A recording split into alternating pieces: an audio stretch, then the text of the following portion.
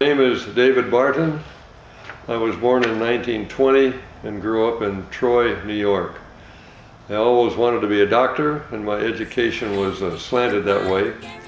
I started medical school in 1941 at Cornell in New York City, and when my roommates and I heard that Pearl Harbor had been bombed, we knew that there would be a big change in the future.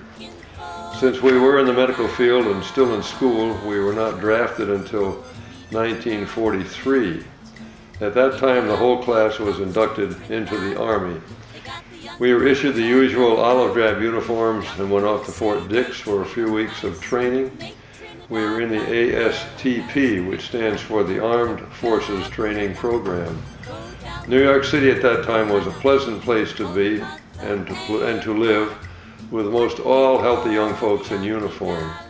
We also felt then that we were finally doing our part. I must say, however, that our commanding officer was dismayed when it came to trying to march a bunch of medical students up and down the local streets by the hospital. During these years, there were the usual restrictions and rationing of gasoline and various foods and other items, which were no real hardship. I still recall how pretty the whole city seemed during the occasional blackout drills that were performed. Not a light was showing in the whole city, and blackout wardens would see to it that no light showed anywhere. In 1946, I was sent to Fort Sam Houston in Texas for 6 weeks of training, along with hundreds of other medical officers, and after that I was on my way to Germany aboard a Liberty ship as a first lieutenant. My first glimpses of Germany from the train windows were of a country devastated by war, even a year after the cessation of hostilities. There were bomb craters everywhere, and the infrastructure was essentially ruined in many places. Roads, railroads, and bridges were destroyed, as were whole towns and cities. In the larger places, like Nuremberg, the rubble was mountainous and occupied blocks and blocks of the town. The engineer of our train headed south from Bremerhaven. The engineer of our train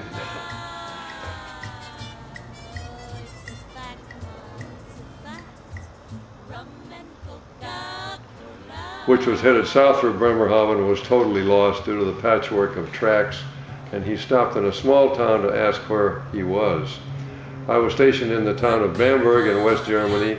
I and my colleagues treated patients who were primarily soldiers, and we also took care of the civilians who were associated with the armed forces. Later on, we took care of the dependents, who were the wives and children who were allowed to come over to Germany late in 1947. During my stay in the country, I found the natives to be mostly friendly to us, but we were the occupying foreigners, and this sometimes led to some conflict. There was a thriving black market, and one could trade goods for services. The PX, the Post Exchange, was like a present-day Walmart and open only to service personnel. But since the local folks had nothing in the way of available clothing, food, liquor, gasoline, hardware, and other items, it was easy for the GIs to swap for all kinds of services, many times of the very intimate type. Bavaria in southern Germany was beautiful all year round, and especially in the region of Berchtesgaden, where Hitler had his mansion called Berghof and his retreat called the Eagle's Nest high up in the Alps. I could never figure out why, with all that natural beauty of the mountains and the surrounding gorgeous countryside, that he and his crony wanted so much more. This pastoral, peaceful setting is where Hitler and his acolytes plotted and schemed their horrible plans for extermination of the Jewish race and the other non-Aryans. If there was a defining moment of my time in my stay in Germany, it was when I visited one of the concentration camps where thousands of people were tortured, starved, experimented upon, and put to death. I was able to stand on the very concrete unloading dock where the unfortunate people were hustled out of their train cars and sent to the barracks where they stayed prior to their demise.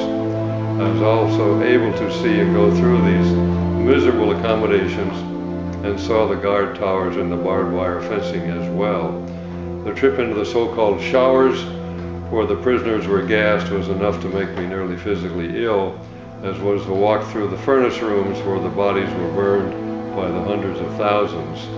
The photos taken by the rescuing GIs were put up for viewing and added to the general sickening feeling that prevailed throughout the whole tour. The enormity and magnitude and scope of this operation was beyond all belief.